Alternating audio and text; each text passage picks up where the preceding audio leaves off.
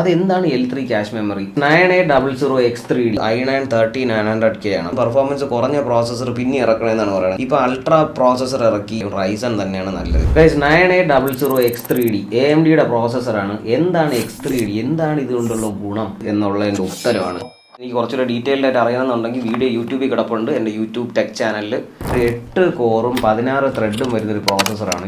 L3 cash മെമ്മറിയാണ് ഉദ്ദേശിക്കുന്നത്. X3D എന്ന് പറയുമ്പോഴത്തേക്കും Zen 5 ടെക്നോളജിയിലാണ്, അവരുടെ Zen 5 പ്ലാറ്റ്ഫോമിലാണ് ഇത് ബിൽഡ് ചെയ്യുന്നത്.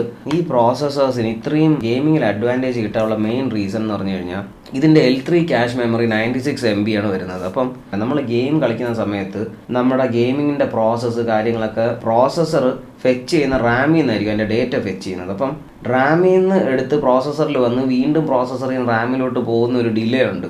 അപ്പോൾ ഈ ഡിലേ ഒഴിവാക്കാൻ പറ്റും. ഈ ഗെയിമിൻ്റെ ഡേറ്റ ഗെയിമിൻ്റെ പ്രോസസ്സറൊക്കെ ഈ L3 ക്യാഷ് മെമ്മറിയിലായിരിക്കും റൺ ആവണം. അപ്പം ഈ L3 ക്യാഷ് മെമ്മറിയിൽ തന്നെ ഗെയിമിൻ്റെ ഡേറ്റയും ഗെയിമിൻ്റെ പ്രോസസ്സും കാര്യമൊക്കെ റൺ ആവുന്നതുകൊണ്ട് ആ ഒരു റാമിൽ നിന്ന് എടുക്കുന്നതിൻ്റെ ഡിലേ ഒഴിവാക്കുമ്പോഴത്തേക്കാണ് റിലേറ്റീവ് ആയിട്ടാണ് FPS കൂടുന്നത്. ഇതിന് മുമ്പ് എൻ്റെ ഇരുന്ന പ്രോസസ്സർ i9 13900K ആണ്. അപ്പം അതെനിക്ക് നല്ല പ്രോസസ്സറായിരുന്നു, നല്ല വർക്കിങ്ങും സാധനമൊക്കെ പോളി സാധനം തന്നെ. പക്ഷേ ഞാൻ പറഞ്ഞ പോലെ സ്ട്രീമിങ്ങിൽ എനിക്ക് FPS ഡ്രോപ്പ് വരുന്നുണ്ടായിരുന്നു. അങ്ങനെയാണ് ഞാൻ X3D പ്രോസസ്സറിലോട്ട് മാറുന്നത്. 9800X3D ഇന്റൽ ഇപ്പോൾ സത്യം പറഞ്ഞാൽ നോക്കിക്കഴിഞ്ഞാൽ ഇപ്പോൾ അൾട്രാ പ്രോസസ്സർ ഇറക്കി, അതിന് മുമ്പ് 14900K ഇറക്കി, അതിന് മുമ്പ് 13900K ഇറക്കി. ഗെയിമർ നെക്സസും കാര്യവും അവരൊക്കെ പറയണമെന്ന് പറഞ്ഞു കഴിഞ്ഞാൽ ആദ്യമായിട്ടാണ് ഒരു കമ്പനി നേരത്തെ ഉള്ള പ്രോസസ്സറിനെക്കാളും പെർഫോമൻസ് കുറഞ്ഞ പ്രോസസ്സർ പിന്നെ ഇറക്കണമെന്നാണ് പറയുന്നത്. എന്ന് വെച്ചാൽ അൾട്രയ്ക്ക് 14900K 13900Kക്കാളും പെർഫോമൻസ് ചില സിനാരിയോയിൽ കുറവാണ്. വേൾഡിലെ ബെസ്റ്റ് 2 ഗെയിമിംഗ് പ്രോസസ്സേഴ്സ് എന്ന് പറഞ്ഞു കഴിഞ്ഞാൽ 9800X3D 9950X3D ആണ്.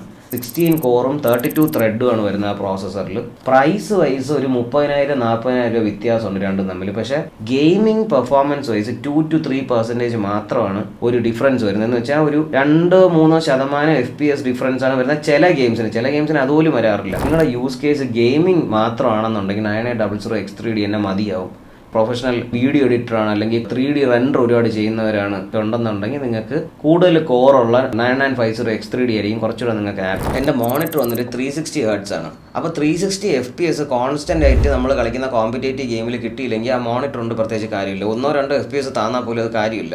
എനിക്ക് ഓഫ്ലൈൻ ഇപ്പം 800-1000 ഒക്കെ FPS അത് കിട്ടുന്നുണ്ട് ഓഫ്ലൈനിൽ. സ്ട്രീമിംഗ് 2K സ്ട്രീമിങ്ങിൽ ക്രോം ഓപ്പൺ ആയിരിക്കുക, വാലറന്റ് എല്ലാം റൺ ആവുന്ന രീതിക്ക് 400 മുകളിൽ എന്തായാലും FPS കിട്ടുന്നുണ്ട്. നിങ്ങൾ ഗെയിമിങ്ങിന് വേണ്ടിയിട്ട് ഇപ്പോൾ പ്രോസസ്സർ എടുക്കുകയാണെങ്കിൽ ആരൊക്കെ എന്തൊക്കെ പറഞ്ഞാലും റൈസൺ തന്നെയാണ് നല്ലത്. ശരിക്കും പറയാം 9800X3D വളരെ നല്ലൊരു പ്രോസസ്സറാണ്. എൻ്റെ പേഴ്സണൽ എക്സ്പീരിയൻസിൽ നിന്ന് എനിക്ക് റൈസൺ ആണ് ബെറ്റർ. അപ്പോൾ നിങ്ങൾക്ക് ഏതാണ് ബെറ്റർ നിങ്ങൾ സ്വന്തമായിട്ട് റിസർച്ച് നടത്തിയിട്ട് നിങ്ങൾ മേടിക്കുക. ദിസ് മെനറ്റാം signing off. Bye guys, Tata.